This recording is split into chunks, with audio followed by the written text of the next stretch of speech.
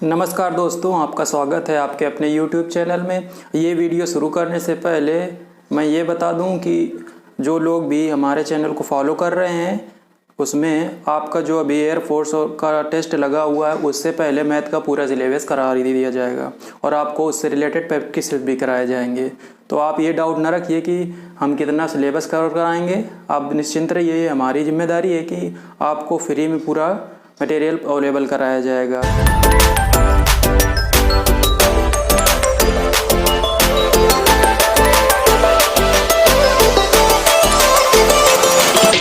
इस वीडियो में हम लोग अभी नया चैप्टर पढ़ेंगे जिसका नाम है लीनियर प्रोग्रामिंग। आपके एयरफोर्स ग्रुप एक्स का जो सिलेबस दिया गया है ऑफिशियल वेबसाइट में, उसी में ये दिया गया है टॉपिक, आपको दिख रहा होगा यहाँ पे। तो लीनियर प्रोग्रामिंग में जो भी चीज़ें हमको पढ़नी है वो मैं यहाँ पे आपको उसके नोट्स अवेलेबल करा दूँगा। तो लीनियर प्रोग्रामिंग में वैसे क्वेश्चंस तो काफ़ी लेंदी पूछे जाते हैं, तो आपके एग्जाम पॉइंट ऑफ व्यू से वो क्वेश्चन नहीं आएंगे, लेकिन लीनियर प्रोग्रामिंग में कुछ टर्म्स यूज होते हैं, उस पर रिलेटेड क्वेश्चन आ सकते हैं। तो जो आपके एग्ज़ाम के लिए इम्पोर्टेंट है, मतलब जिस तरह के क्वेश्चन आ सकते हैं, वो मैं यहाँ पे करा रहा हूँ। तो सबसे पहले तो लीनियर प्रोग्रामिंग एक्चुअल में होती क्या है। तो यहाँ पे जो आपको दिख रहा होगा पेज, उसमें लिखा हुआ है कि लीनियर प्रोग्रामिंग एक स्पेशल तरह की ऑप्टिमाइजेशन प्रॉब्लम है। तो linear programming is a special case of optimization problem. और उसके बाद दिया गया है कि ऑप्टिमाइजेशन प्रॉब्लम क्या होती हैं। ऑप्टिमाइजेशन प्रॉब्लम वो प्रॉब्लम होती हैं जिसमें हम लोग या तो प्रॉफिट को मैक्सिमाइज करते हैं, प्रोडक्शन को मैक्सिमाइज करते हैं, या मिनिमाइज करते हैं कॉस्ट को। जैसे ट्रांसपोर्टेशन कॉस्ट होती है और एक प्रोडक्शन कॉस्ट होती है। तो ये हो गया ऑप्टिमाइजेशन प्रॉब्लम, मतलब ऑप्टिमाइजेशन प्रॉब्लम से एक्चुअल में होता क्या है। उसके बाद अगला दिया गया टर्म ऑब्जेक्टिव फंक्शन। तो ऑब्जेक्टिव फंक्शन को हम लोग ऐसे देखेंगे कि सपोज एक्स और वाई ये दो, इनको बोलते हैं डिसीजन वेरिएबल्स।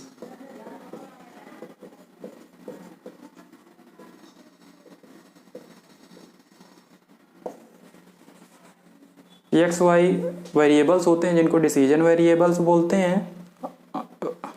ये डिसाइड करते हैं, ये वो क्वांटिटी होती है कि इस तरह का हम इतनी ट्रांसपोर्ट करें या इतनी प्रोड्यूस करें तो जो हमारी प्रोडक्शन कास्ट है, ट्रांसपोर्टेशन कास्ट है, वो मिनिमम रहेगी, ये हमारा प्रॉफिट है वो मैक्सिमम रहेगा। वो ये एक्स वाई होते हैं। तो इससे एक ऑब्जेक्टिव फंक्शन बनता है। इनकी क्वांटिटीज अलग अलग करके एक ऑब्जेक्टिव फंक्शन, उसको जेड इक्वल टू के फॉर्म में लिखते हैं ए एक्स प्लस बी वाई।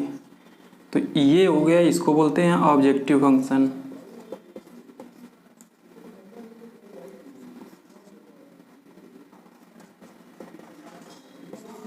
जैसा कि नाम से हमको पता चल रहा है कि ये जो फंक्शन आया इसी को हमको मैक्सिमाइज या मिनिमाइज करना होता है।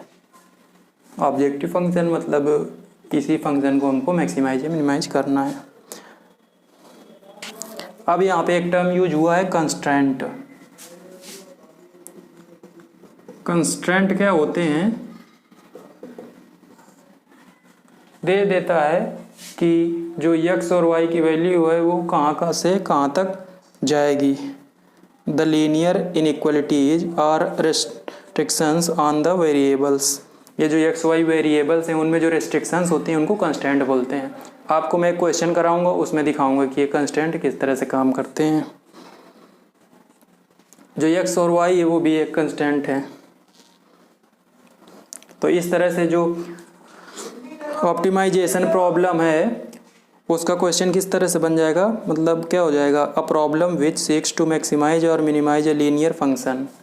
ये जो लीनियर फंक्शन है, ये फंक्शन जो ऑब्जेक्टिव फंक्शन होता है वो लीनियर फंक्शन होता है। इसको हमको मैक्सिमाइज या मिनिमाइज करना होता है with in the given constraints, जो कंडीशंस होती हैं उनमें। तो उस प्रॉब्लम को बोलते हैं ऑप्टिमाइजेशन प्रॉब्लम। जैसे यहाँ पे एक एग्जांपल दिया गया है, Z equal to 200x plus 500y। ये ऑब्जेक्टिव फंक्शन है, Z equal to 200x plus 500y। और इसमें कंस्टेंट्स जो दिए गए हैं वो नीचे दिए गए हैं, x plus 2y greater than or equal to 10, ऐसे ही तीन और दिए गए। तो अब इसके बाद हम क्या देखेंगे, graphical method of solving linear programming problems, कि जो लीनियर प्रोग्रामिंग की प्रॉब्लम्स होती हैं उनको सॉल्व करने के लिए जो ग्राफिकल मेथड यूज होता है वो आपके कोर्स में है, लेकिन क्वेश्चन इसमें नहीं आएंगे।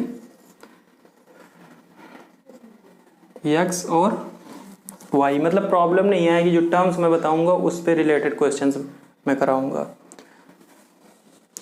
ग्राफिकल मेथड में होता है जैसे आपके ये कंस्टेंट होते हैं ना, जो ये कहाँ से कहाँ तक पास करते हैं, तो इस तरह से जो सपोज ये जो है इनको बोलते हैं कॉर्नर पॉइंट्स।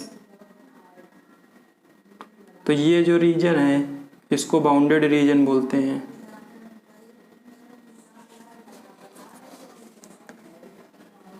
तो इन पॉइंट्स पे हम कॉर्नर पॉइंट्स पे चेक करते हैं कि जो गिवन ऑब्जेक्टिव फंक्शन है वो मैक्सिमम या मिनिमम है, जो हमको निकालना होता है वो वैल्यू निकाल लेते हैं वहाँ से।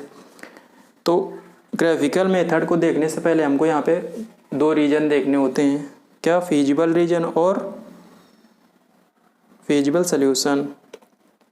तो बोल रहा है द कॉमन रीजन यही होता है कि ये हमारे कंस्टेंट दिए गए हैं 1 2 3 और ये यहाँ से आ जाएगा y इक्वल टू 0, ये आ जाएगा x इक्वल टू 0। तो कितने यहाँ पे कंस्टेंट यूज हो रहा है 5, सपोज फॉर एग्जांपल यहाँ पे मैं दे रहा हूँ। तो ये 5 कंस्टेंट हैं और उनसे जो बाउंड रीजन आया वो ये रीजन आया उन कंस्टेंट में, जैसे greater than or equal to या less than or equal to के जिस भी फॉर्म में दिए रहते हैं। तो इस बाउंड रीजन को बोलते हैं क्या, फीजिबल रीजन।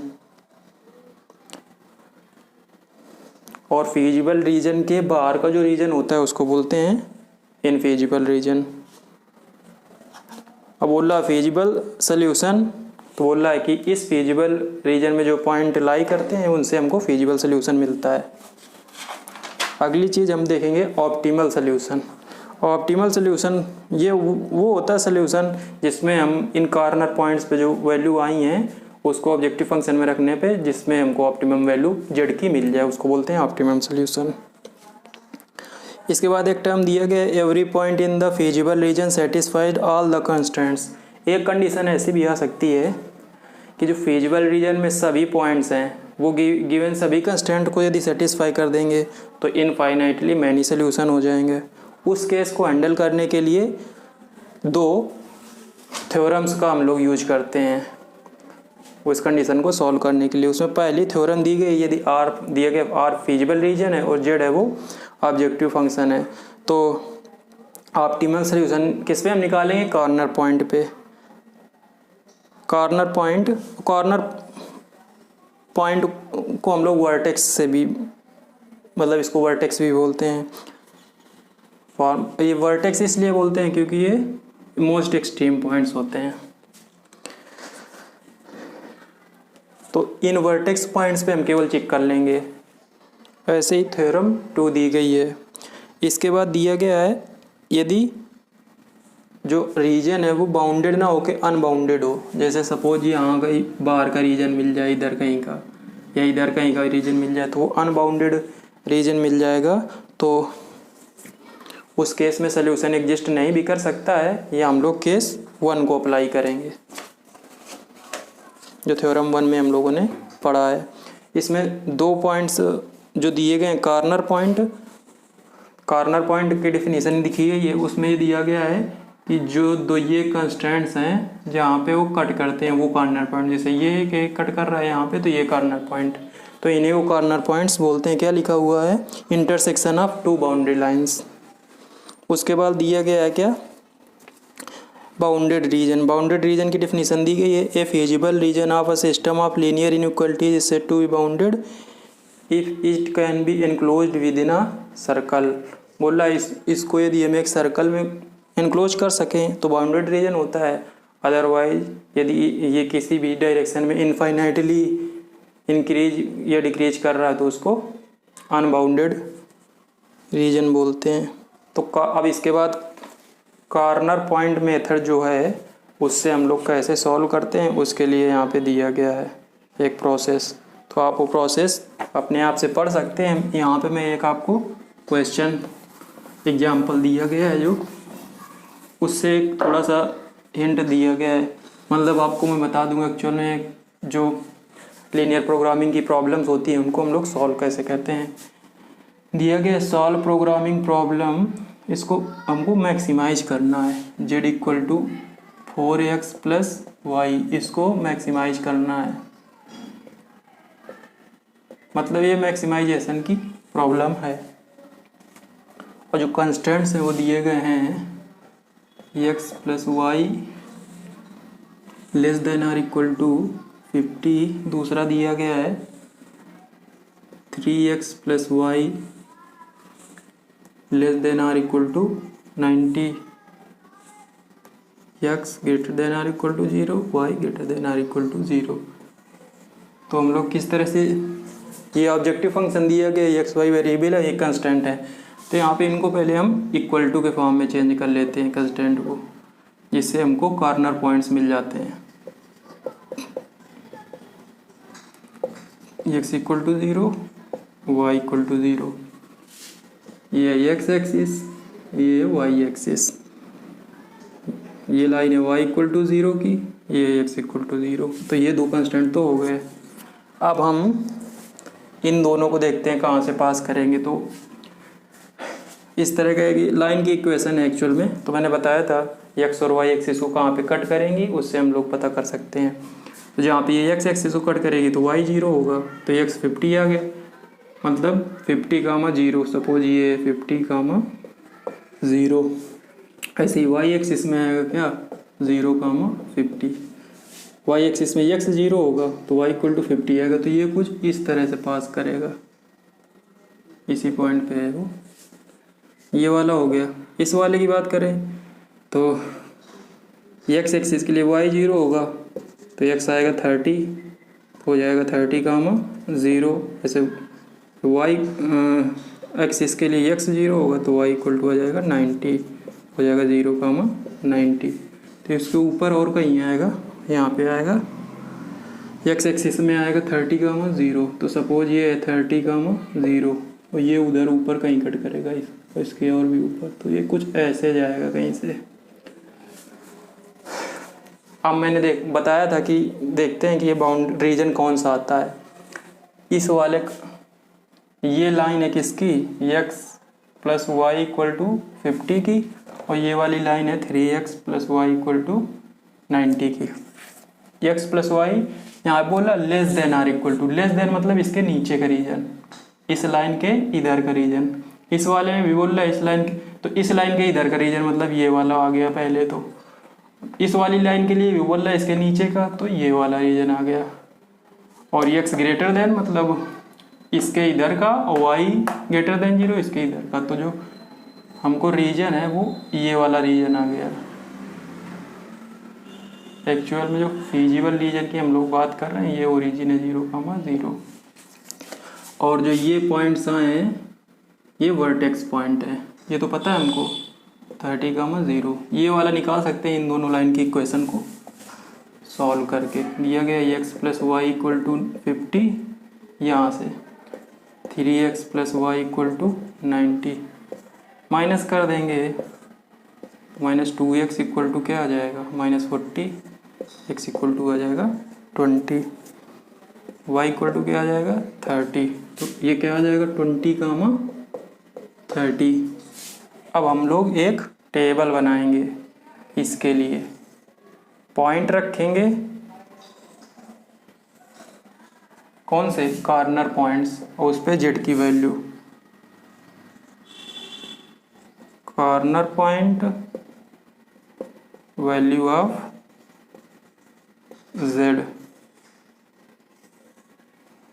कॉर्नर पॉइंट दिए गए जो वो लिख लेंगे 0 कामा 50 एक तरफ से, 20 कामा 30, 30 कामा 0 और 0 कामा 0। इन पे हम लोग z की वैल्यू निकालेंगे, तो 4 z की वैल्यू आएंगी। पहले के लिए क्या आ जाएगा, तो 0 कामा 50 यहाँ पे रखेंगे। x और y की वैल्यू है, x 0 है और y 50 है, तो z क्या आ जाएगा यहाँ पे 50। दूसरे वाले केस में क्या आ जाएगा 4 × 20 + 30 110।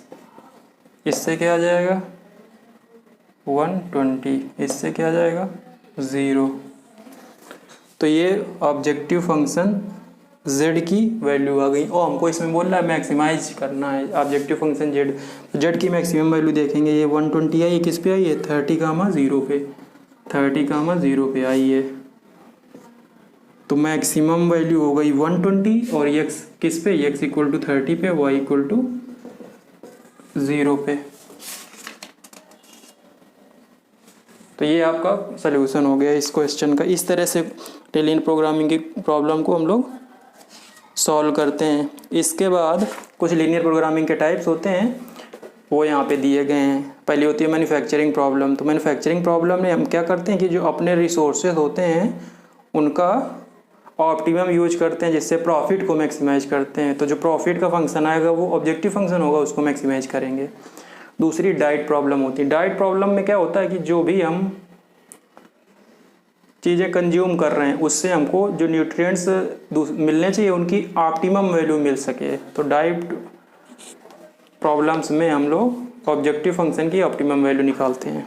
ऐसे ही ट्रांसपोर्टेशन प्रॉब्लम्स में जो ट्रांसपोर्टेशन कास्ट होती है डिफरेंट आइटम्स को फैक्ट्री से डेस्टिनेशन वो सेंटर होता है जहाँ पे हमको उसकी डिमांड होती है, जहाँ पे सप्लाई देना होता है। तो ट्रांसपोर्टेशन प्रॉब्लम में जो प्रोडक्ट फैक्ट्री में तैयार हुआ उसको कब और कितनी क्वांटिटी में भेजना है डेस्टिनेशन तक, तो वो ट्रांसपोर्टेशन प्रॉब्लम होती है। इतने तरह के यहाँ पे जो भी टर्म्स यूज हुए हैं वो आपके एग्ज़ाम पॉइंट ऑफ व्यू से हमने बता दिए हैं। आपको किसी जगह कोई प्रॉब्लम है तो कमेंट करके पूछ सकते हैं। ये वीडियो आपको पसंद आया तो चैनल को सब्सक्राइब कीजिए और बेल आइकन को प्रेस कीजिए, जिससे मेरा लेटेस्ट वीडियो आपको मिलता रहे। धन्यवाद।